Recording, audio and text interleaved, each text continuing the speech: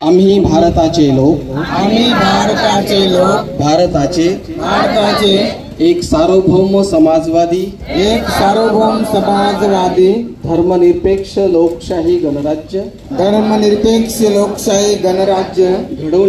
घडवण्याचा व त्यांच्या सर्व नागरिकांस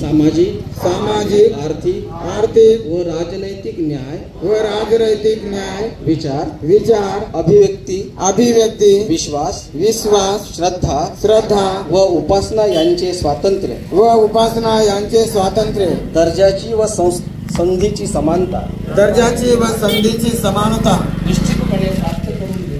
निश्चितपणे प्राप्त करून देण्याचा आणि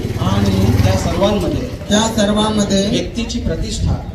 प्रतिष्ठा व राष्ट्राची एकता आणि एकात्मता याचे आश्वासन देणारी बंधुत्व प्रवर्धित करण्याचा संकल्पपूर्वक निर्धार करून आमच्या संविधान सभेत आज दिनांक 26 नोव्हेंबर 1949 रोजी याद्वारे हे संविधान अंगीकृत आणि अधिनियमित करून स्वतः अर्पण करत आहोत धन्यवाद. डॉक्टर बाबासाहेब आंबेडकरांचा प्रजासत्ताक दिनाचा संविधान गौरव सोहळ्याचा